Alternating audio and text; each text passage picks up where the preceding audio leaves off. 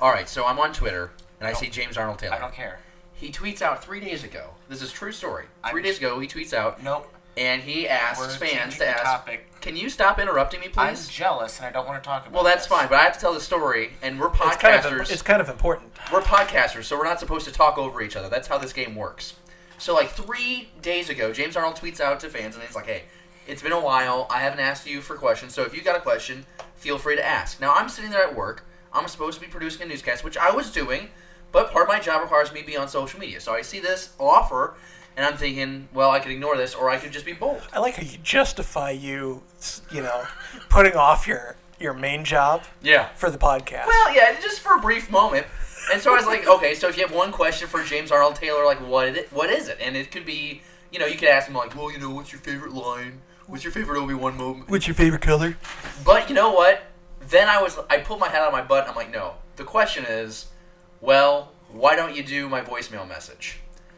And I didn't think anything of it until I got home that night, and it had been a long day at work. It was kind of exhausting, a little mentally drained. And I go through my email, my social media right before I go to bed. And I see on Twitter that I have a DM. What's a DM? Direct message. Oh.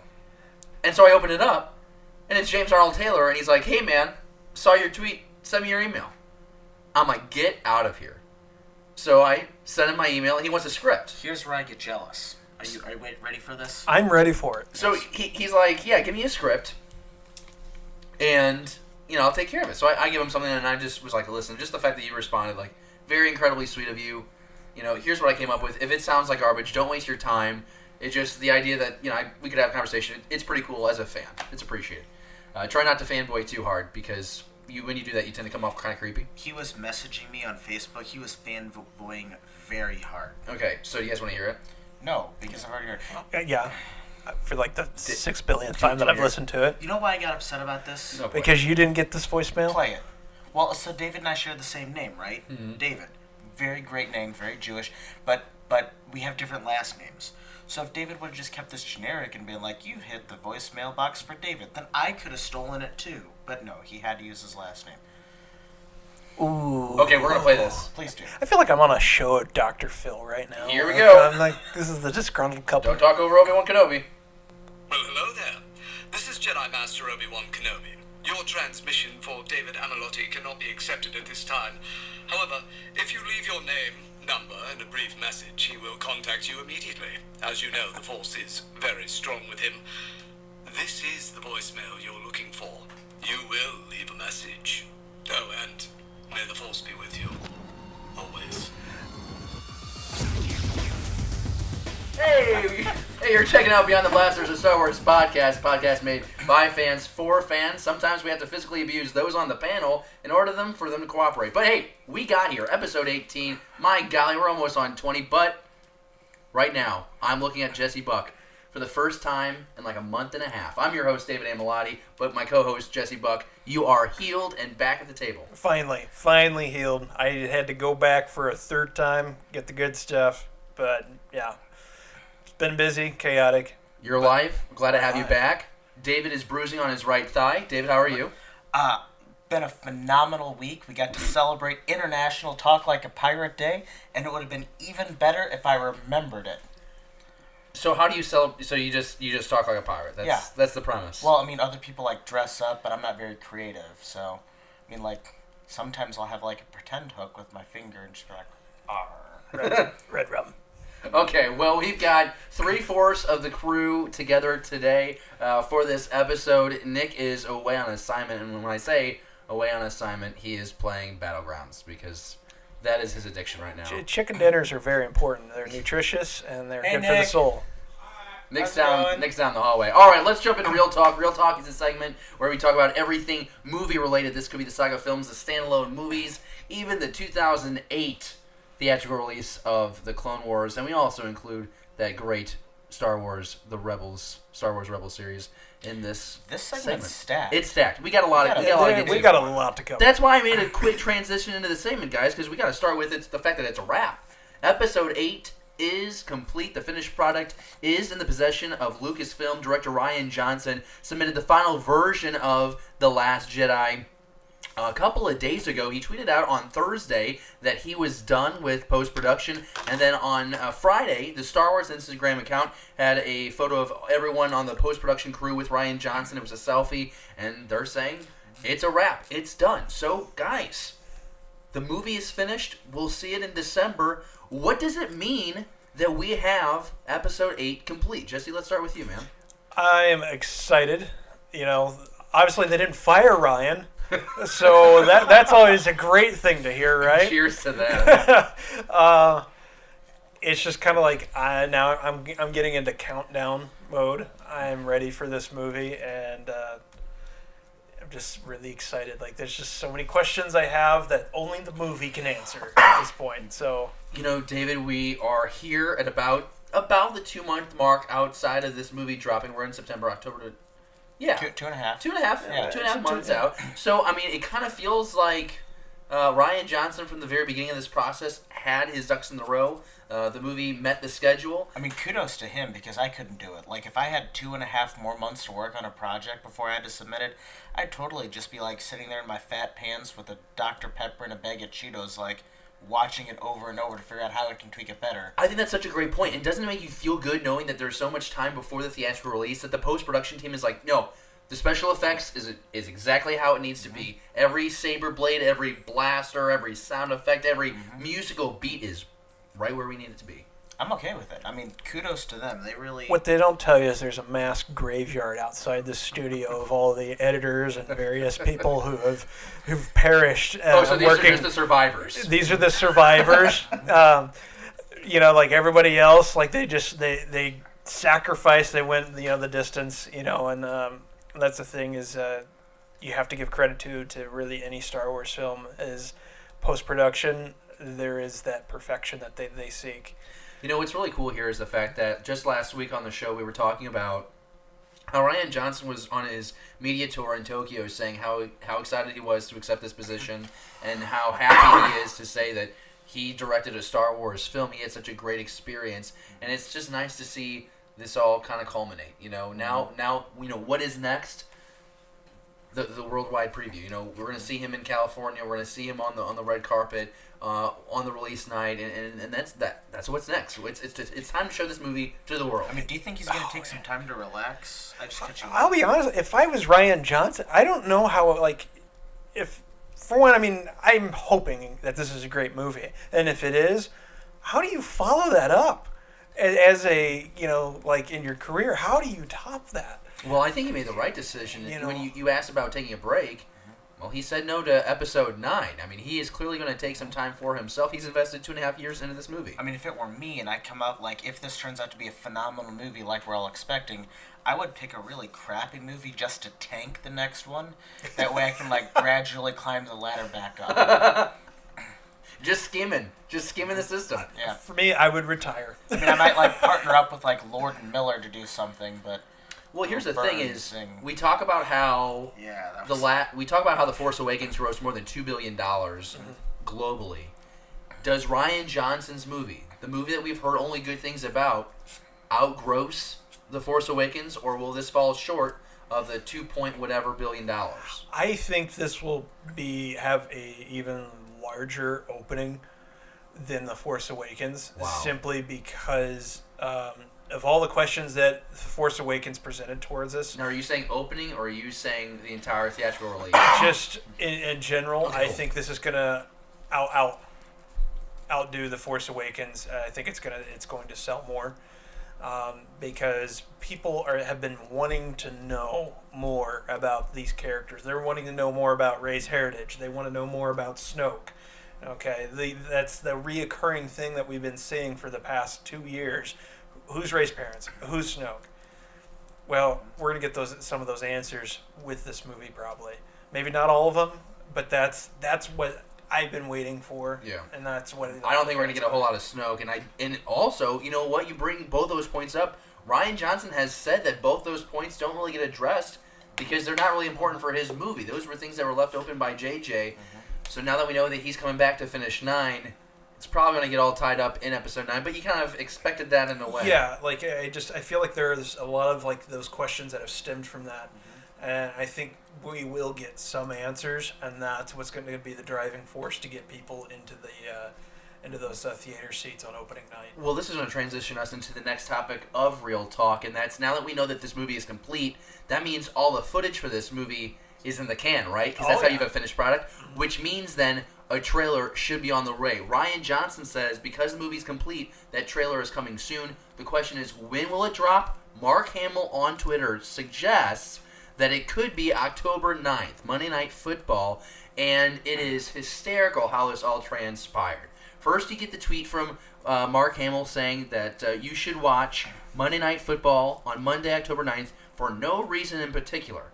And then I think a couple hours go by, and he deletes the tweet, and he gets asked about the trailer again. When's the next trailer coming out? That's Sly Devil. He goes, oh, I have no idea. Disney will announce that when they're ready. # wait for 8 trailer. And then the internet just explodes. They're all wondering why he deleted the tweet. Why is he going back? Probably because he got really excited, wanted to troll the fans, have a little fun with them, and Disney said, nah, you crossed the line, delete the tweet. Now, are we getting a trailer, or are we going to get some sort of, like, choreographed halftime show with stormtroopers doing a can-can dance and Darth Vader rocking, like, a sequined cape or something? I don't think that's going to come out. I don't think that's what we're going to get. We'll probably get that on the DVD. Just like how remember the DVD for Revenge of the Sith came out with, like, the beatbox and Yoda with the clone troopers? No, but I'm ashamed to say I watched that numerous times. I did. I have no shame in doing that. I guess my question with all this, with Mark Hamill and his tweets, is we know how Mark Hamill likes to have fun with the fans, so that's not surprising. But, David, let's start with you on this one. What do you think about October 9th? Do you think Monday Night Football is when we're going to get the next trailer for The Last Jedi? I can't really say that I follow football all that much. I do fantasy football more for the social aspect of it. Okay. And then there's all this baloney I have to do for like the next 17 weeks to maintain my team. So like if something does drop at the NFL game, I'll probably just wait until like it gets posted on the internet and watch it later that night or the next morning. So wait, what? You're not going to watch live in the moment to get that trailer? Well, here's the thing. I only have Netflix, so... You get a Buffalo Wild Wings or anywhere with a TV. Or I could not. Jesse, talk some sense in this, man. Do you think we're going to get it on October 9th? I think you should probably be over here at this location. See, we're talking about like a cost-benefit analysis. You're asking me to spend like... How long is a football game? Like 3 hours? 4. So you're asking me to spend like 4 hours watching something I don't care about for the hope and the potential that I'm going to get a 2-minute trailer. Yeah. Okay, I can kind of side with that. Now, let's be honest, because if this is going to be really that big, and it is going to be a trailer drop, it'll drop on the TV, and then like a minute and a half later, because some nerd's going to be recording it, they're going to post it on the interwebs, in which I can simply Google it and not have to go and find myself a television to watch potentially up to 4 hours of some malarkey that I don't even know how to play. All right, so Jesse, do you think it's going to drop on the 9th? You know, interesting enough, I want to say there's a possibility. I find it funny that the open beta for Battlefront 2 ends on the 9th, and we're supposedly getting a trailer on the 9th. Just, I don't know, pure coincidence maybe, but again, Mark does like to tease us, and kind of, he deleted it. Is the 9th like a special day for Star Wars that I don't know about? I don't know. No, but it just makes sense. Is it like Kathleen Kennedy's birthday or something? No, but Monday Night Football, that's going to be like the biggest audience of the week, and this would be like the 2.5 marker outside of the movie release, so... That's kind of like it's stereotype to assume that everybody's going to be watching football on Monday night, but... There's no larger audience you're right. Monday Night Football... And then they're probably going to have some kind of behind-the-scenes thing they're going to drop on Good Morning America. I would dedicate a whole channel just to repeat and rerun this trailer. That's it. You turn to this channel, and it's just this trailer playing over and over and over again. For the record, before Mark Hamill started hitting up Twitter with all of his plays and teases, I called that it would come out on an NFL football night.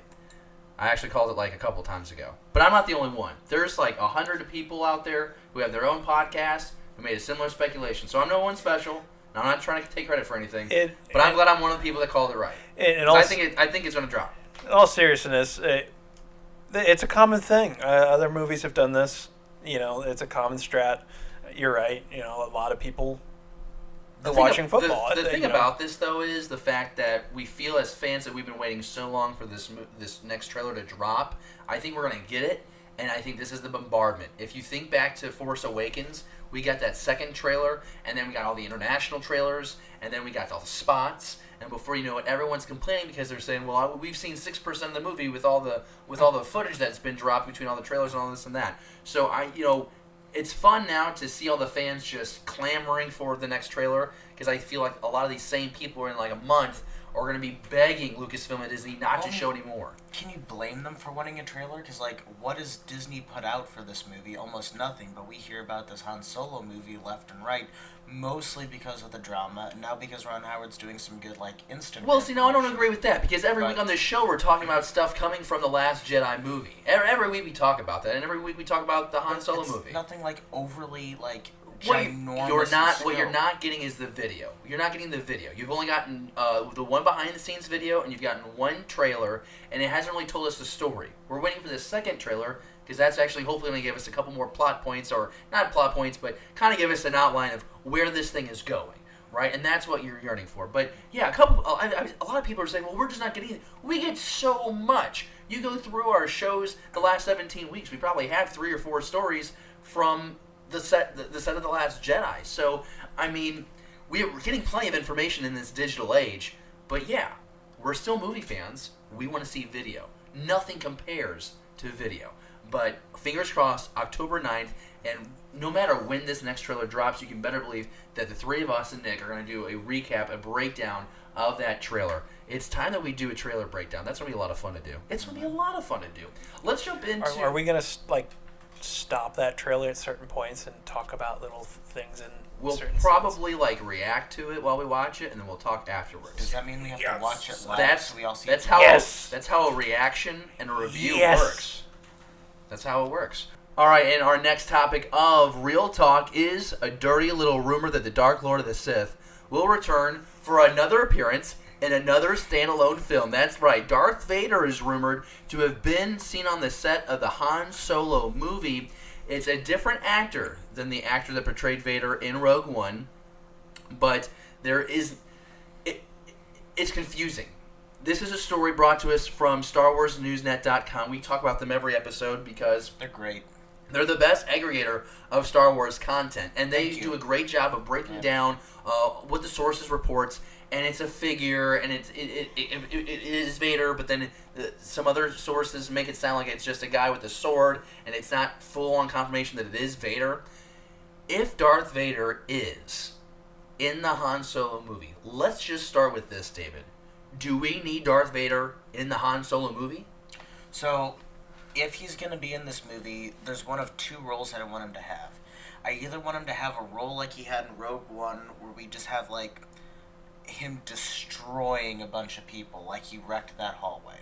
So either that'd be like one way that I'd love for him to have a little cameo, but I really don't want him to run into Han Solo at all, because by the time we get to A New Hope, Han Solo doesn't believe in any of this, mumbo jumbo Force baloney, and he believes in luck, which Obi-Wan doesn't like.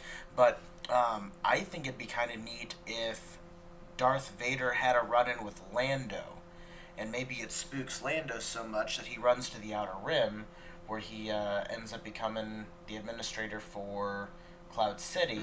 And that's why it troubles him so much when Vader comes back in The Empire Strikes Back and basically says, I kind of got you by the balls here, so you're going to do what I want you to do and freeze Han Solo. That is such a great idea. I have not heard anyone bring that up. That is so genius. Yep. So one of those two, I want him to wreck things up because that's what I love. But it'd be really neat if he has some sort of connection to Lando, and that's what causes Lando and Han to go separate directions. See, for me, I would rather see it be lesser. I love your idea, but I would rather see it be more of a cameo if he has to be in this movie. If Vader is in fact in this movie, less is going to be more, less than what we got in Rogue One. Because, Jesse, here's my question. Are we using Vader just to sell tickets? Is Vader a crux for this film? It's obviously had its issues. There's renewed hope with Ron Howard at the helm. But why do we have Vader in the Han Solo movie? Because, as David pointed out, it has the chance to break some canon. I'd definitely be worried. Like, you got to be careful. I mean, you're walking on eggshells because he's right. You can break canon. New Hope, Han looks at the Force as an ancient religion, a hokey ancient religion. He's never seen it before. Okay. And that kind of tells you the kind of the state of the galaxy and everything, that people kind of are already at that point, 18, 19 years after Revenge of the Sith, they're viewing that as just a myth. Yeah. It would be interesting, that's a very interesting idea and plot point to, if maybe he's more on like the side of this side story kind of thing. I personally would rather it just to be a cameo, no lines, nothing significant, simply. It could be interesting if they're trying to. This is going to kind of like bleed into the next topic, but it'd be interesting if there was like some kind of race or run that was creating an issue on a certain planet or location, like a Kessel run, like a Kessel mine thing. And a certain amount of it's parsecs. like maybe this is related to like an Imperial base or something, and because there's this catastrophe going on, Vader has to swing by. I think that's a stretch. Here's my thing. Vader is not a prominent Imperial figure. He lurks in the shadows. He does the Emperor's bidding. So it would make sense, I guess, if there was some kind of situation where like stormtroopers are blowing stuff up and Vader's present. I just don't know how you make that happen with this Han story as well. And so I really think that if it is going to happen where we have Vader, it has to be a cameo, and it might be a thing where like Lando or Han is sneaking around this Imperial, maybe it's like a march or it's some kind of thing, and Vader's there as security. It's got to be really subtle because I think it has potential to take it out. Han can't run into him though. So if Han's going to be Han's obviously the major person because it's what the movie's named after. It can't be something where they're in the same room at the same time having a cup of coffee together. The more I think about it, the more I wish it would go the way you're projecting it, where it's kind of like this side thing with Lando and Vader. I don't see that happening, but if it did, I'd be really happy with it. That's you creative genius. I know. See, you wanted me to tell you that when we were talking about Like the show. I It's said, just so pretty. Walking on eggshells with it, you have the potential to really mess up continuity and everything by introducing this character into this movie, because you can't have that interaction between these two characters at this point in the timeline. It's just not possible. Well, you know what is going to enhance continuity within the Star Wars saga is our next topic in Real Talk. A tweet from Ron Howard shows what looks like a mine, and the caption simply says, "Spicy." Folks, it looks like we're going to be going to the spice mines of Kessel, and we could possibly get the Kessel run. And maybe see it traveled in several parsecs. We'll find out, but I guess that's really the question here. Jesse, what do you make of this tweet? Are we in fact going to the mines of Kessel? Well, what if this is where Han and Chewie meet? Expanded universe, Han rescues Chewie from slave labor. So be kind of nice tip of the hat to the old lore and everything to bring some of it back in that they considered still relevant or useful. I dig it. It's also a reference to the Kessel run, obviously. Maybe Chewie kind of helps him do that run a little quicker, and that's how they form their friendship. Because this is the thing: is Chewie owes a life debt to Han Solo, and I think that's what we're going to see at some point in this movie is that life debt coming to life. And we have seen videos, or photos I should say, from Ron Howard's social media account that shows Chewie what looks to be with a female Wookiee. So it could be a thing where Chewie and the fam have been imprisoned, maybe in the spice mines of Kessel. You again, look at all the lore, look at Rebels. There's an episode in season 1 of Rebels where Kanan and the rest of the crew free a bunch of Wookiees who are getting ready to be shipped off. The Empire enslaved Wookiees simply because they're strong. So why would you not enslave something? And they live forever. Work labor force kind of thing. So that's my theory on it. Is that's when we're going to see this friendship, get started. David, what do you think about this? Because sometimes it seems like with Star Wars, certain things are best left to the imagination. I've enjoyed most of my life being like, I wonder what the Kessel Run would look like. And now it seems like we might be getting that experience on screen. I'm okay with that because, we always kind of joke because a parsec is a distance, not time. Right. So it'd be kind of neat to see how they're going to explain that on screen. If they're going to, or if they're just going to just let it flounder. It just turns out to be like they took a detour. Right, or there's something with hyperspace that we don't know about. So potentially that might be kind of neat. I'd really love to see Han and Chewie kind of this be their like first team up together.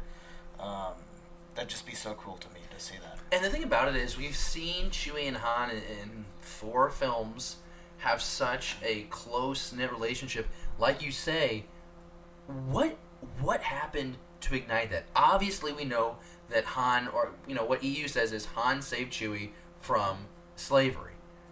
But how did that happen? How did that go down? And to see that play out, I think, is really enticing. And I have completely flipped, and I'll be the first one to admit it, I've completely flipped my stance on seeing that origin story. And part of the reason why I think is because of moments like this, where we're getting this behind-the-scenes look with Ron Howard. You're seeing how it's being done. There seems to be some tender love and care with this product. He's working with Kazan very closely to stay true to the script. And I'm really excited because you know what?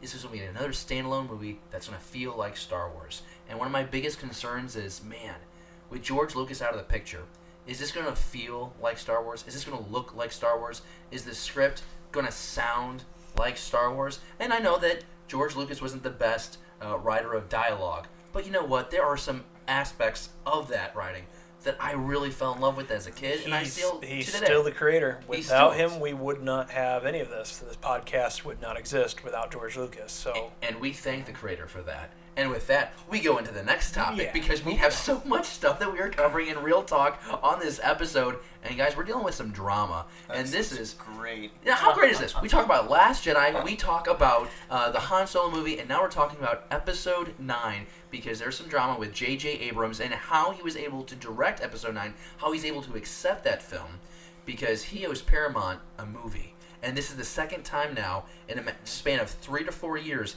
that he's told Paramount, wait. I'm going to go direct a Star Wars movie first.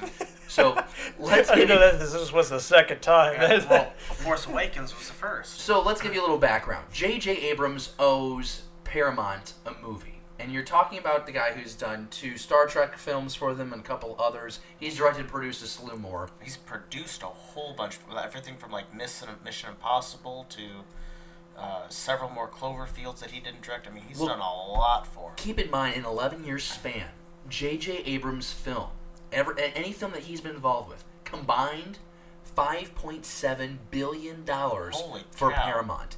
So J.J. Abrams is really good at what he does. He's also a cash cow for them, but he's also a cash cow for Lucasfilm. And that's why Paramount is upset, because they are owed another movie. Well, back in, whenever it was, 2013, when he gets offered Force Awakens, he told them, wait, I'm going to do this. And the contract allowed him to do that.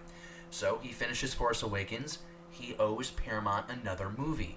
Well, Rian Johnson turns down Episode 9, and they go to JJ. And so JJ's now looking at this once-in-a-lifetime, twice-in-a-lifetime opportunity. And he tells Paramount again that he is going to go ahead and do the Star Wars movie. Which basically takes him away from Paramount from like 2013 through, end of 2019? Oh, So my it's gosh, like- at least. This is going to be a 2-year process for him. Yeah. So the kicker here is the fact that it's going to be a $10 million payout, basically. Disney's going to have to pay Paramount now $10 million for JJ to direct this movie because the contract with Abrams and Paramount got renegotiated between Force Awakens and now this latest movie directing acquisition. The things that I'm wondering about right now, like what's like behind the scenes kind of thing, is like, should we, like, if this continues to be a thing, anytime we we know that JJ signed on with Paramount for something, does that mean we're gonna get a Star Wars movie kind of thing, or like there's like that small like goofiness like about myself doing No, that? but I think what you're gonna see is like. Are they It's gonna not be a top priority for JJ. I mean, listen, you can't pass up on a Star Wars movie. And we talked about how all those movies over a span of 11 years, $5.7 billion, Force Awakens alone more than $2 billion globally. If he matches that, if he matches that with the ninth episode, $4 billion in half the amount of time for Disney, the competition. Mm-hmm. That's why Paramount is so salty. That's why they're so unhappy about it. And, to be honest with you, David, Disney pays $10 million to Paramount. That doesn't seem... That's like pocket change. That's like 2 days of, like, Disney park ticket ride fees or something. To my understanding, that's basically what Paramount is keeping Abrams on retainer for a year. They're basically giving him $10 million a year just to do small little projects and stuff like that for him. Right, because his contract ends with them in 2018. And so it's like, don't go after him legally because financially wouldn't be worth it, and you don't want to make him mad because he's one of the most powerful directors right now in the industry, not just because he's J.J. Abrams, but look at who he's good friends with. Kathleen Kennedy, Steven Spielberg. He's good with the production heads. Well, and that's where Paramount is kind of in trouble because they recently got a new chief executive. I'm going to butcher his name, Giannopoulos. Yeah, Giannopoulos. Yeah, and Jim. So, this poor guy comes into Paramount. We can't call him Jim. We have to call him Jim Giannopoulos because we don't know him personally. Well, his Paramount's had a couple busts. Yeah. And so he takes us real back in the spring, and he's basically got, nothing in his creative corner that he can throw out in the next couple of years except for this movie that Abrams promises him. Mm-hmm. So now he's stuck when Abrams wants to leave, and he can't fight it because he can't risk pissing off Abrams. He can't risk pissing off Disney, Marvel, Lucasfilm. And, of course, they've got other ties because Kennedy is really close with, Steven Spielberg and Ron Howard. So, if they start barking up this tree to, get Disney to give them some more money or bigger kickbacks or, hey, you just poached our guy, they're really shooting themselves in the foot there. And not only that, but Disney's franchises right now, they have a lot of the up-and-coming talent, especially on the Marvel side of things. And they can't risk pissing off all of those actors and actresses, too. Yeah. So, Paramount's really got their, they're backed into a corner here, and they can't do a whole lot. No, they literally just have to wait. And credit goes to the Hollywood Reporter for breaking this story and really breaking it down really well. And honestly, here we are as fans, Jesse. It doesn't really impact us that much because no matter what, he's still going to be the director. We're going to get episode 9. Mm-hmm. It's just fascinating to kind of have that curtain pulled back and you see how it works behind the scenes with the studios and how they interact and how valuable JJ is to the industry. Well, I don't know if maybe, probably to some degree they're probably upset about it. Like, come on, you already put us on the back burner once, man, but at the same time, though, them willing to, they're not making, this huge deal about, oh, he did it to us again kind of thing. It's like, okay, but at the very least, as a goodwill gesture, could you pay us this amount? And we'll let you have them. And it goes back to making it a big fight. Right. It goes back to what we've said though, is the fact that you don't want to make him mad because after 2018 you want to renegotiate, you want him to come back and make you more money, and they're pissed. There's no denying that. It's not just okay, well just give us the $10 million back. They're furious right now because all the billions of dollars they've made, he's making that for Disney now. But they went about it professionally, though. That's the thing. Like he said, they skipped the whole legal, phase and everything. That's valid. That's valid. So. And the thing about this too, and we brought this up on last week's episode, is the fact that think about when Lucas sold Lucasfilm for $4 billion. Oh my gosh, I remember Disney that. Has already basically made that back already because you have $3 billion plus with the 2 movies that have come out since then, and then all the merchandise, and then it's just incredible to see how much money is being thrown around with these saga films and the standalones. It's just crazy cool. We have one last topic that we want to touch upon here in Real Talk, and we're going to go from the big screen, the movies, to Well, a smaller screen, because some people have really It's big still TVs. worthy of the big screen. Star Wars Oh my gosh, I would love to watch Star Wars Rebels Spoilers. on the big screen. You're No right. spoilers here. This is kind of the same stuff we talked about last week, Oh. where we actually just have, thanks to StarWars.com and Star Wars Lucasfilm, whoever you want to give credit to, we just have the official listing of the episodes for Season 4. At least what we're going to get in the fall slate. So, Can I ask Jesse the important question? yes. Jesse, what do you think about the title Heroes of Mandalore? You have no idea, like The table just tilted Yeah. like 3.5 inches. but like My pen's rolling. It's very optimistic. I'm completely 100% excited about just the title. From what little I've been able to dig up in my own, investigating, I'm very much excited about. Because you guys know how I feel about it's. Can I say the title? Yeah. Heroes of Mandalore. Okay, like just the emphasis. It's Parts 1 and 2. parts 1 and 2. You're getting you know. 40 minutes of this, Jesse. You're going to get battle scenes, and you're going to get jetpacks Lore. and blasters. The whole everything that any Mandalorian nerd could possibly ever want. I feel like you're gonna see this here. I'm really pumped. I'm pumped for the whole season because Filoni is bringing these characters to a close, and I feel like this is gonna be a very heartbreaking season, but fantastic at the same time. It's going to be really good. So in case you're just like, whoa, Heroes of Mandalore, what's going on? So like we said, episode names have dropped, and the season begins on October 16th. It's going to be a Monday. And in case you haven't heard of this, the episode is going to be pushed back. Its aired time, the first time will be 12:30 in the morning. And then they're going to have 5 run times over the course of the day. So I think I don't have these off the top of my mind, but There were a couple in the middle of the night, one in the morning, one in the afternoon, one in the evening. there'll be 2 in the evening. Regardless of what shift you work, you can find some time to You will. to watch. And if you're watching right now on YouTube, you're going to see those times there on your screen. We'll post that information down in the description below. We'll have the link to the That's story. nice. If you think you did. I try and do that every time. Thank you for looking out for our viewers and our listeners. What I love about the way we're doing this for Season 4 is back-to-back episodes through November 13th, making that a full hour of action. And what's really great is we get right into it. On October 16th, Heroes of Mandalore, Parts 1 and 2. The 23rd, In the Name of the Rebellion, Parts 1 and 2. On the 30th, The Occupation and the Flight of the Defender. November 6th, Kindred and Crawler Commanders. And then on November 13th, a solo episode called Rebel Assault. Is that all we're getting, or just 9 episodes? Or Well, there's a holiday break. Okay. We'll come back in the spring, have a few more episodes, and that grand finale. The last episode of Star Wars Rebels. And it's going to be bittersweet. It's going to be really cool. Several of these titles we talked about last week. Of course, the new ones that we're learning about this week, Kindred, Crawler Commanders, and Rebel Assault. You're going to get Mandalorian warfare, like we mentioned. You're going to get war battles with the Rebellion. We're going to be getting back in touch with Saw Gerrera. I think that's so obvious at this point. It's been teased in the trailer, so it's not that outlandish of a speculation I'm making. It's kind of fact now.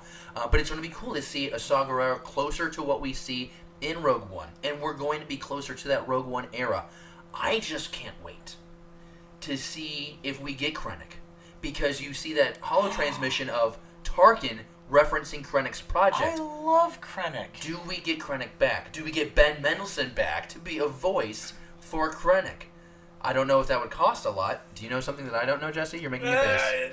I don't want to say 100%. I read this. I feel like I read this in my research that Krennic is not going to actually appear in Rebels. How disappointing. Oh, that's a bummer. He's referenced. That's about it. But you're not actually going to see him.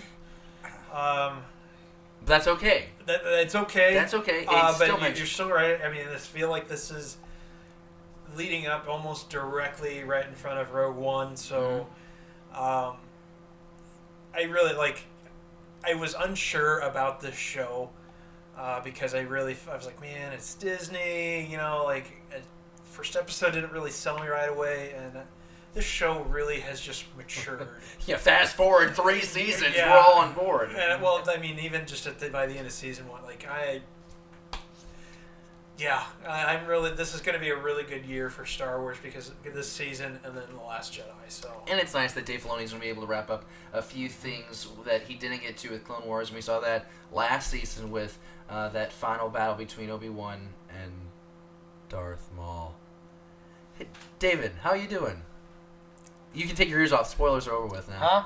There's no spoilers. Oh, thank All you. right, there we go. All right, so we had the air dates, and just so you know, we're going to be doing recap episodes after every episode. So even these nights where we have parts 1 and part 2, we're going to watch those episodes. We're going to come right out to the studio, do a review and reaction, and so we'll make sure that we post that the day after it airs, so that way you get 24 hours to catch the episode for yourself, and then we go all spoilers in. And just looking forward to it because we've got the crew together. It's just going to be so much fun, and it's great to have David. He's up to snuff now on the series. He's so grown passionate. so much. He knows so much. I'm getting there. You're not Yoda about it, but you're like Kit Fisto, which I think is badass enough. I'm okay with that. You're like better than the average Padawan. Oh, you're a Jedi Knight at this point because he's gotten through Clone Wars. He's a Okay. Knight. You're He's gonna a make Knight. me blush. No. I'm blushing now. That's going to do it for Real Talk. Real Talk, the segment where we talked about everything movie and TV series related. Wow, that was 40 solid minutes of awesome conversation. segment. That was a great time. Wow. Hey, before we jump into Pages, Pixels, and Pieces, though, quick reminder, Steve has done it again. Steve is our convention correspondent, and he just checked out DragonCon 2017 up in Atlanta. I'm Has jealous. a recap video. Did you watch it yet? I did watch one thing I've been doing for the past 3 years is I watch the DragonCon parade. And everything because I love seeing all the insane. cosplay. And so when you posted that the other day, I was like, yes, one that focuses on Star Wars cosplay. All the shore troopers, all the death troopers, all that Rogue Yeah. One love, it is so well done. Steve just does an incredible job. You can tell it's a passion of his. Please head to our YouTube channel when you have time and find that video. He really knocks us out of the park. Let's jump into the next segment. Pages, Pixels, Pieces. We're talking about from a certain point of view. That's a summarized version of the actual title of this canon novel, but it's the novel where we're getting 40 short stories from 40 authors, and this is all set in the time of A New Hope. And it's great because it's all part of that Star Wars 40th anniversary celebration, and Del Rey has assembled an incredible cast of writers. We talked about the writers last week, who we were most excited about. We mentioned Paul Dini, and we mentioned a few others that really just knocked ourselves out of our seats. You know, Charles Soule is coming in to do a story. Well, now we know voice talent that's coming in to help with the audiobook. And so, guys, we have the list of audio artists, voice actors that are going to be doing this. I have my favorite. Jesse, let's start with you. Of this list, and it's Jonathan Davis, Ashley Eckstein, Janina Gavankar, John Hamm, Neil Patrick Harris, the list goes on and on. Which one stands out to you the most, and why? Well, the one that actually was kind of new to me was Neil Patrick Harris. I'm a huge fan of How I Met Your Mother and everything. I love him in that show. Oh yeah, that's the best. So I'm just kind of curious what character he's going to portray in this. I think it's obviously Janina Gavankar is going to reprise her role. Ashley Eckstein, something probably in reference to maybe Ahsoka. She's doing Ahsoka, yeah. For one, the one that really this is actually what got my attention about this book, was John Hamm voicing Boba Fett in the audiobook. I'm excited for it, I'm not against it, but at the same time, I kind of want to know why Tamora Morrison or Daniel Logan weren't used for this. It's simply just kind of a continuity thing for me. It's not a big thing, but overall, when I heard about this book, I was like, I love that idea because I've already because they've been teasing some of these little things on Twitter and everything, and one of them is the Imperial officer that Vader chokes, and I'm sitting here going this guy is liking to be alive, but he's still Vader, you dick, you choked me, I'm still right and you're just a jerk, I love this concept. Well, it sounds like you're super excited about everybody I just mentioned. So I don't think you have a clear favorite. It sounds like they're all your favorites. Maybe you ham a little bit. David, who do you got? I am just so super neutral on this one. Oh my god, I'm just starting to choke. Did you I was trying to be very enthusiastic. Yeah, that was so good. I love that enthusiasm level. I want that all the time. So here's where I am. I struggle with audiobooks because they put me to sleep. Okay. They really do. So, like, am I excited to see this list of people? I mean, Ashley Eckstein, I've really enjoyed growing into Ahsoka. You know, I'm reading the book right now. I'm getting to see her in Rebels as we're moving that along, which I'm told there's spoilers. I may have read a little Don't bit look further on behind you. Wikipedia. There's a spoiler on the shelf right David doesn't behind like what I read on Wikipedia.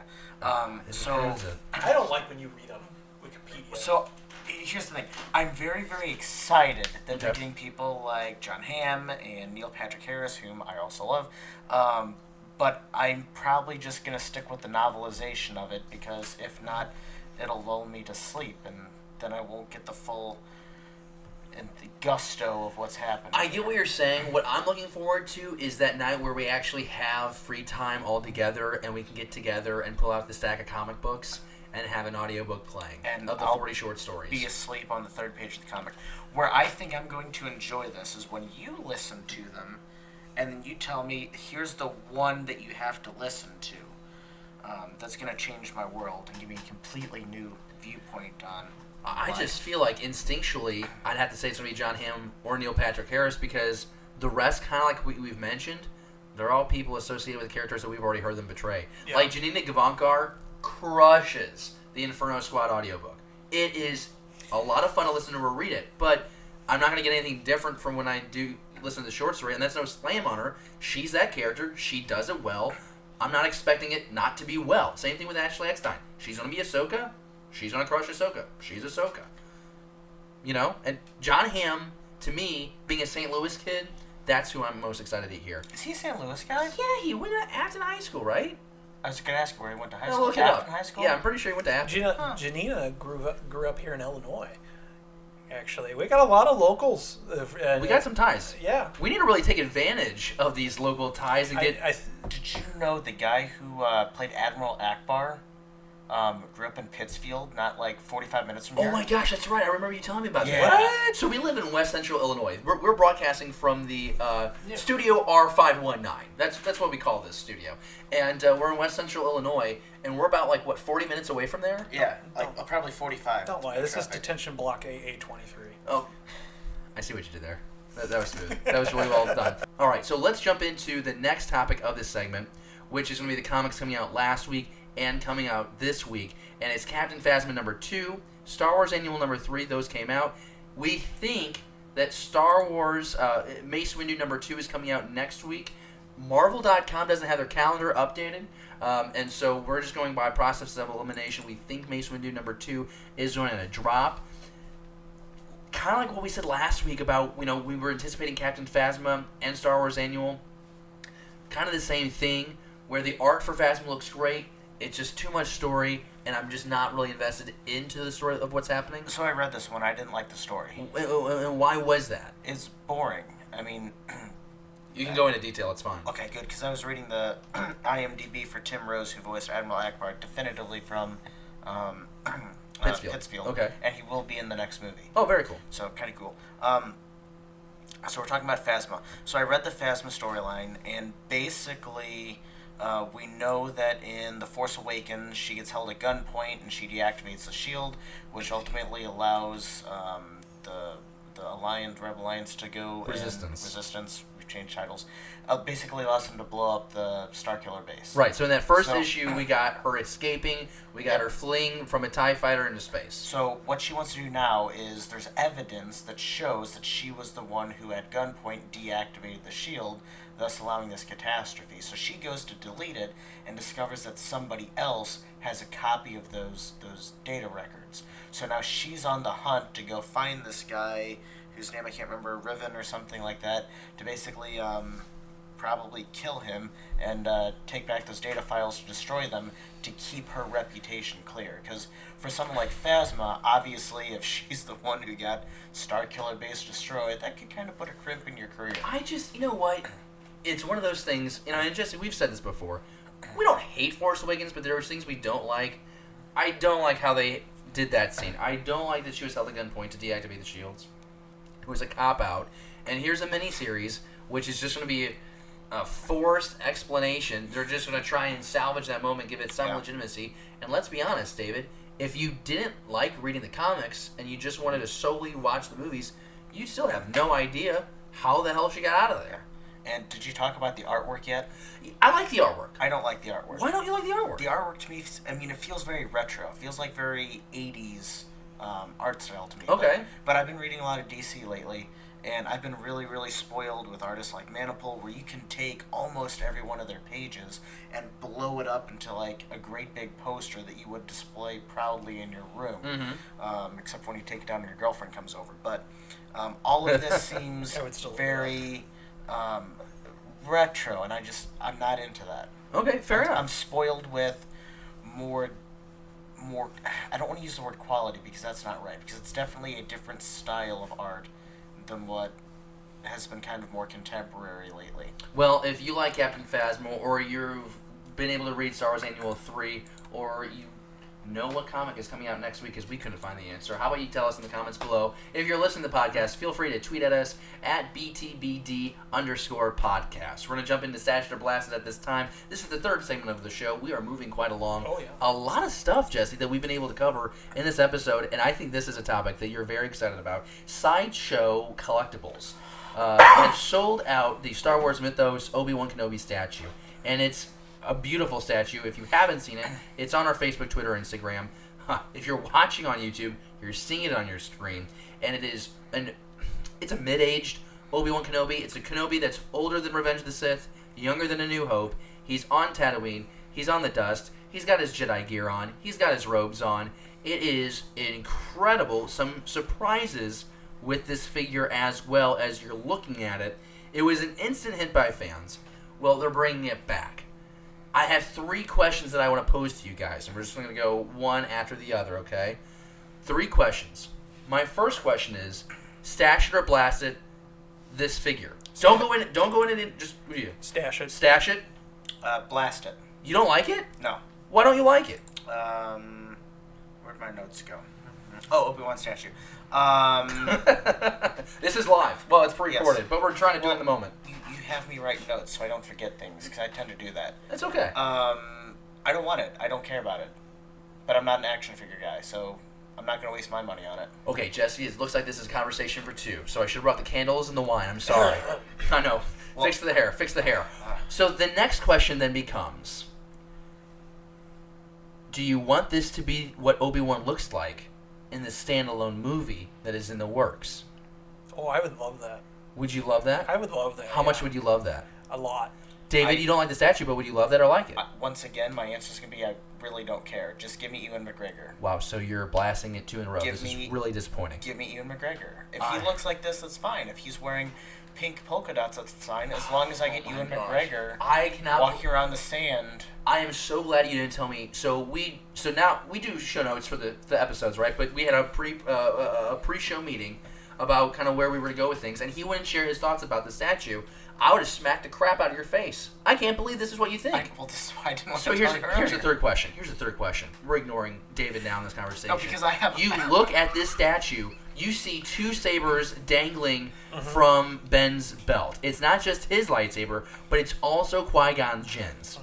Now, that excites me, because there's been a fan theory for a while. We talked about this, actually, the last time I was on the show. Yes, so we're going back 3 episodes. Yeah.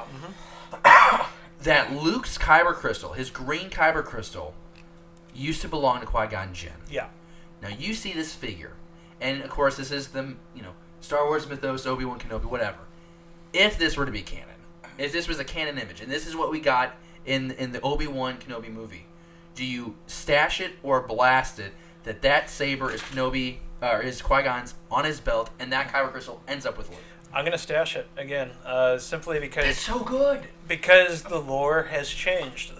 We learned in the Darth Vader comic that all the lightsabers that were taken from the dead Jedi, what did they do with it in the Darth Vader comic? Disintegrated them. They destroyed these lightsabers, including the kyber crystals within those sabers. That was so dumb.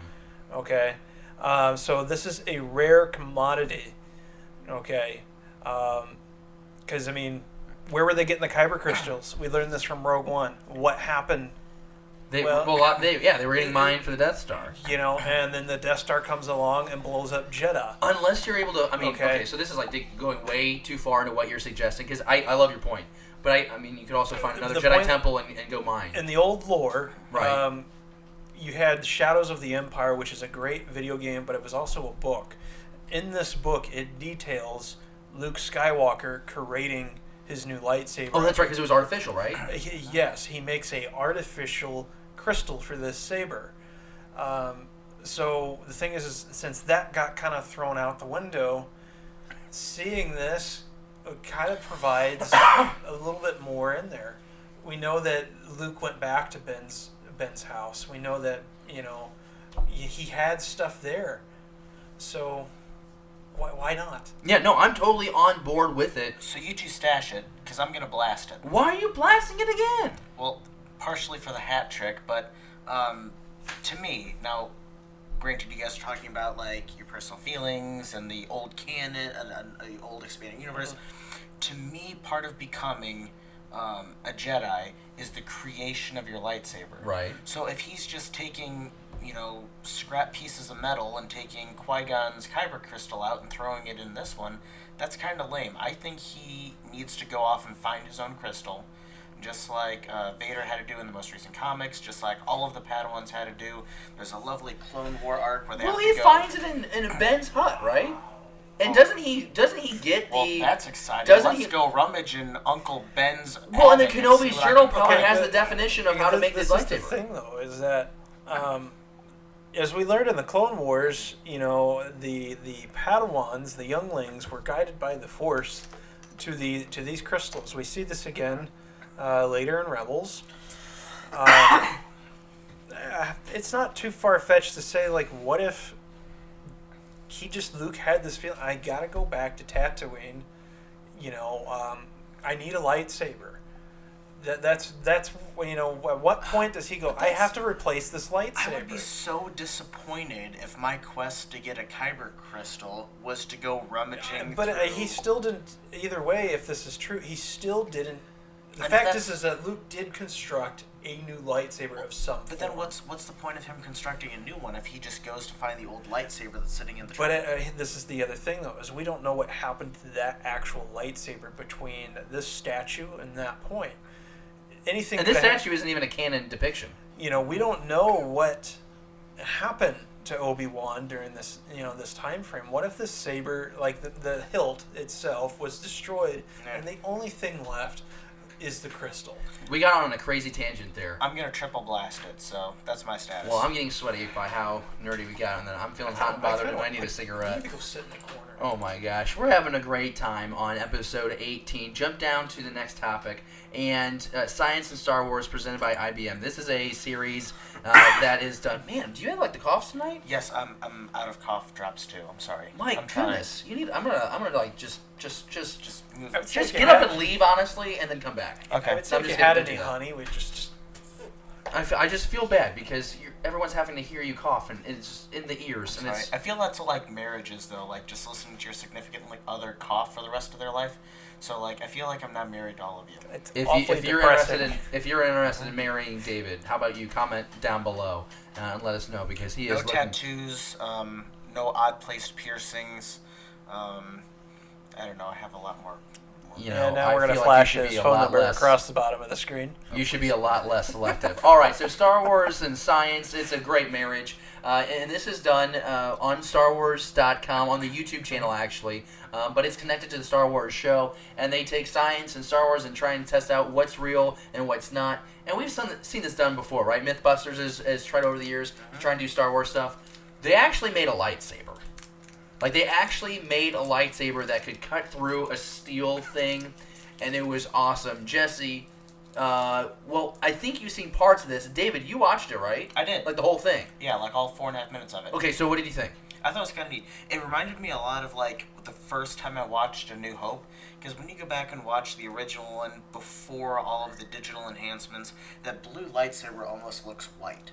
Yeah. So this kind of reminded me like that. Like maybe in like another 100 years from now, science will figure out how to go tint that light blue or green, and then we'll have like, more exciting stuff, and then we can go put like windows in Cloud City. But I thought it was really cool. It wasn't like the most exciting thing I watched all week. It's definitely a rerun of Frasier, where favorite shows. But I'd watch more episodes of this. But it's it's entertaining. Taylor Gray, the voice of Ezra Bridger. He was the guest on it. Yeah, that was really entertaining, and he's shoving that thing through the door. You know, you see a video like this, and you know that there's more episodes coming like this, Jesse. Is this something that you're going to stash and keep to follow, or no, definitely, you blast it? Definitely stash it. It's just, as a little kid, obviously, it's what they put on the film in front of it. That's what captured your imagination. And the crazy thing is, some of that stuff is somewhat of a reality that we know that it can be. It's in development. I mean, look at robots, and where we've progressed in that. I just want a land speeder or a speeder bike. Like, that's all I want. The thing is they're working on that stuff, and that's what's really phenomenal, is that a lot of what we're seeing in the real world, even though it's not exactly the same, the influence, you can see it across all sorts of different sci-fi films. It's really cool. And it's really cool to see them actually look at this and go over it and everything. It's really cool. And Anthony Carbone does a good job of hosting that series as well. I mean, we're only one episode in, but he does really well. And he, of course, does great work with Andy Gutierrez there on the Star Wars show. So thank you to you two for the work that you do on your show. Emmy nominated, I should say. So that's pretty cool. Maybe one day we'll get there. Who knows? Well, we're going to have to start using makeup, though. All right, so that's going to do it for Stash It or Blast It. I think that was pretty successful. Yeah. Looks like we're going to continue following that series. Are you going to hate me now because I didn't like that statue? No, I'm going to move on because it's Cosplay Cantina, and it's a segment that makes me very happy because we get to look at, once again, Stephanie's great work as a cosplayer. And this is something that I haven't seen before, which I'm kind of into. She just takes herself as a cosplayer and puts it right on the background of the Last Jedi promotional stuff. And when you do this and you put it right next to the actual image of Daisy Ridley as Rey on that, ocean front, the embankment, you kind of have to look for a second to tell the difference. I had to do a double take. Stephanie's impressive. Because, that was the thing, is when I saw, I was just like, Aaron, is somebody pulling our, just trying to troll us a little bit here? I really did have to do a double take on it. And, I love the detail in her costume, too. I mean, it's and legit. even just her facial build and everything, it's very similar to Daisy and everything, so very impressive just in general. So I'm very impressed too, but I feel like of the three of us, if we were the American Idol judges, I'd be the Paula Abdul who just thinks they're all great because it's more talent than I have for Yeah, I agree. So, Jesse's definitely Simon because Jesse's the most experienced between the three of us in cosplay. Yo, dog, that means you're the other guy, Randy Jackson. No, that's so cool. Yeah. Yo, Stephanie, you crazy. You look great. This is awesome. What's the white bald guy? Howie Mandel. Yeah. That's America's Got Talent.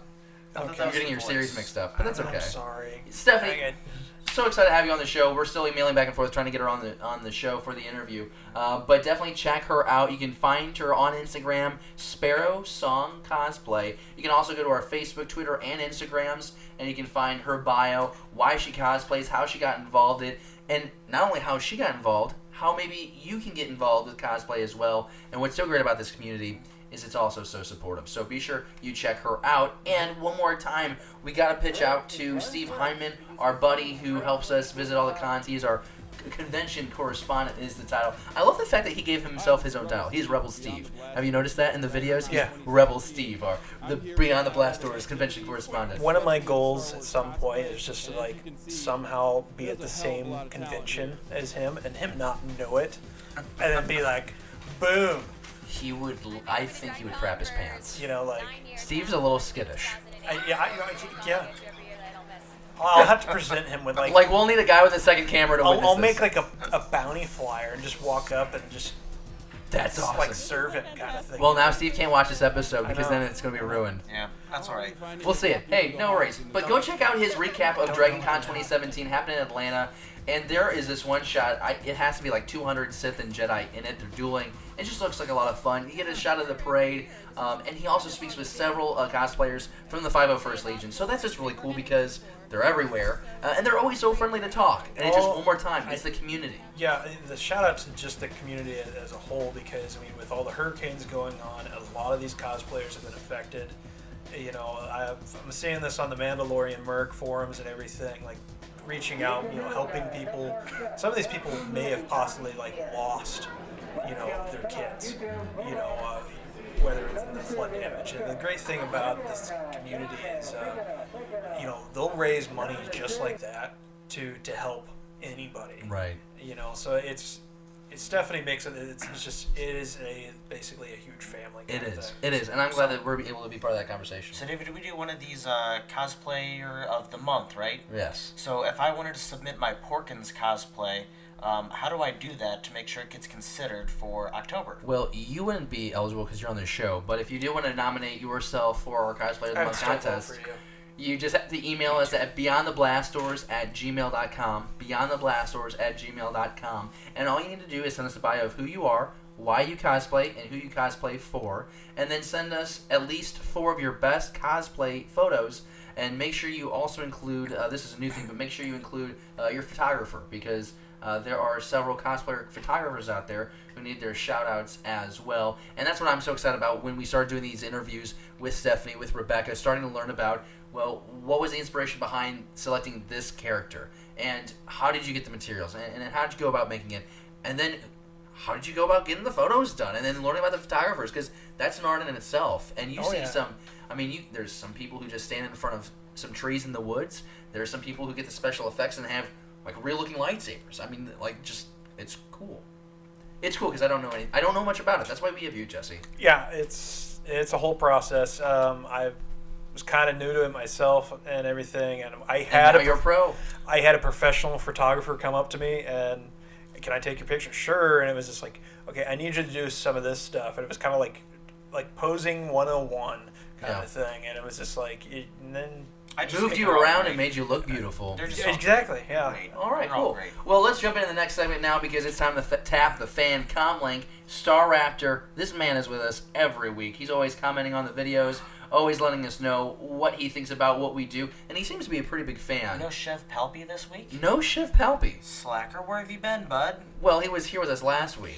And the week before. And the week before and that. of course, before that, he and shoots the before. question that I would have loved to answer. Oh, yeah, about Boba. Yeah, that's a bummer. Well, this week's question is, what do you want to see from the untitled Han Solo standalone movie? So we touched on this earlier in the show, as far as things that we know that we're now going to see. But Jesse, let's start with you. Let's take off the movie being canceled as an option. So we have to have this movie. So you get this movie. The perfect Han Solo standalone movie for you would include what? Obviously, practical props, actual scenes. That's always kind of a big thing for me. Granted, maybe a cameo of a certain favorite bounty hunter. I don't know. It just, for me, I'm seeing a lot of hints and teases of them actually borrowing some from a lot of the most favorite ideas about this background with these characters. Yeah. One of those being is that Boba and Han have this long-standing grudge. I'm fine with that. So if they can do it well, that'd be kind of cool. Overall, I do want to see this film be successful as a whole. Rogue One was fantastic. No one wants a bad Star Wars movie. I don't want to see this fail kind of thing. I want an apology from Kathleen Kennedy in a post-credit scene. Saying what? Saying that I'm sorry that we picked this awful topic to do a standalone movie on when we could have done Knights of the Old Republic, Boba Fett, Obi-Wan, even a damn Afra movie would have been more exciting to me than this. Number 2, so there's strike 1. I'll use a baseball reference for you since we saw a baseball game last week. Then second point of her apology needs to be for casting somebody not Harrison Ford as Han Solo. I did not need that recast. Strike 2.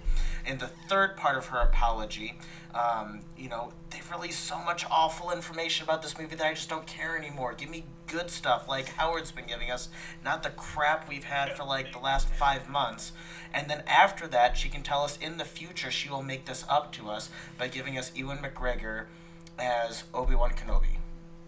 I'm going to sweeten the deal a little bit. I want to see at least either Daniel Logan or Tamora Morrison reprise the role as Boba Fett. Okay, I don't want to see any other actors. If you're going to do a young Boba, it needs to be Daniel. If you're going to do an old Boba, give me Tamora. How about this? What if the Han Solo standalone movie gave us our first post-credit Star Wars scene, and it fade from black the sands of Tatooine, and in steps a Jedi in robes. Don't see his face. Well, no, you see his face. He just kind of turns to the camera, and it's Ewan McGregor's face. It's the reveal. I mean, if I'm going to be a non-grump-ass about this, I want to see Ron Howard's influence on the movie. I want to see the are you just going to ignore? Are you ignoring the thing that I just posed to you? Yes. Why are you ignoring a post-credit scene? What do you think about that? Because I'm reading what I put down in my notes. Answer the question. What that's my point. You have to type it in his notes, Dave. Sorry, what was the question? Are you serious? What do you want to see in a Han Solo movie? I was prepared to go on a tangent, and you just threw a curveball into my tangent, and I was not prepared for that. I feel like if I put an exclamation point past finish your name, tangent. Finish the tangent. Well, no, what was your question? The question is what I wanted to see from the movie, and what I'm saying is I want to see a post-credit scene to announce Obi-Wan is Ewan McGregor. I would be very excited by that. Okay, now finish your tangent. I would go back and see that movie a second time just to see that post-credit scene. Thank you for acknowledging what... No, you win. welcome. No, what's your tangent? I don't remember what I was going to say. I think I want an apology in a post-credit scene from Kathleen Kennedy. not porgs in the Strike movie. one. No, because we're getting... Are you later. starting all the way over at strike one? Well, listen, it's a very long block of text, and I can't remember where I was. Scroll down. You were on the third strike. Okay. I want to see the influence of Ron Howard. I want to see the touch that he has on it, because he just does so well at tugging the heartstrings. He does so well at interpersonal relationships, and I really want to see that between Han and Lando, because I'm not convinced there's going to be a whole lot of chemistry there. I really want to see how his influence is giving us better sets. I really want to see how his influence is going to give us better little teases to other things that are going to make us feel good about this being a Star Wars movie. Potentially like a Darth Vader. I want to see pork burgers in this. I mean, really, the only thing that's giving me confidence in this movie is Ron Howard in the director's chair. See, and I love that, because the tonal shift in just the way I talk about the movie and you talk about the movie has completely changed because of Ron Howard's constant social media presence, showing fans that he's taking this seriously. What I want to see from this movie is the story being the top priority, which we alluded to earlier in the episode, is Ron Howard, Lawrence Kasdan working closely on this story. And yeah, give me a good story, and show me the Kessel Run, and show me how Chewie and Han meet up, and throw in Lando. I still stick with what I said 3 months ago. I think you're putting too much into this movie. I think Lando and Chewie and the Kessel Run is too much. Or it might just pay off. Because originally I was thinking they'd have to do this in 2 films. And the rumor originally was there would be a Han Solo trilogy. Dear God, 2 for trilogy. I don't want one of these. Now we're only hearing about 1 right now. Haven't gotten any confirmation if there is a 2 or 3, but the rumor was originally to be a trilogy. My point is this: if they can give all 3 of those moments in 1 movie and do it successfully, that's a damn good movie. Don't know if it's going to gross more than $1 billion like Rogue One. It's going to do well, though. I would hope. I don't remember if it was 2 or 3 books, but it was like the Hutt Gambit. Yeah. Like the thing. To some degree, I want to see something kind of refreshing and new that I don't know about. I'm really worried that they're just pulling the story from the expanded universe. All this stuff is going to be new. All this stuff is new. We've not seen any of this stuff before. It's all new, and we've never seen Kessel. We've never. I know, but like the elements is what I'm like. That's basically how Han and Chewie meet, kind of thing. If that's what we see, it's a setup for A New Hope, which is what we got with Rogue One. Essentially, we knew they're going to get the plans to the Death Star. They're going to get them to Princess Leia somehow. How they did it though was new, and I think that's what's going to happen is in the process. That's going to be all new things. But yes, I think that you can hear though. There's a lot more excitement for the Han Solo movie, because even Jesse, you're at the point where you're just like, I don't want to hear any more about it. But I think you're coming around. Like I said, it's not. I don't want to not see this movie, but there's so much. I'm kind of ready for all the bad drama and all the the bad stuff. I think the bad stuff has been over for months though. Ever since Ron Howard has taken over this movie, it's been pretty much positive PR. It's been really cool behind the scenes. But at some point, like just certain, like the Darth Vader thing, I honestly don't want to see Vader at all in this movie. So, but I get what you're saying. But Vader's not. I mean, it's controversy, but it's not. Yeah, it's just one of those things where it's. We're all going to see the movie. They're going to get our money, and it's going to be great. Yeah. I, for one, am hoping for a post-credit scene, the first Star Wars post-credit scene, with Ewan McGregor being revealed as Obi-Wan Kenobi. Can we all agree that would be awesome? Yeah, I didn't hear what you said. Post-credit scene, Obi-Wan. Oh, yes. You've got to listen. We talked about that a while ago. We're struggling. Don't bring that up. Depends All on right, the let's jump into timeline. Staying on Target. Staying on Target is the last segment of the show, and we are going to be talking about what we have our targeting systems on. So, Jesse, what do you got? Cosplay as usual.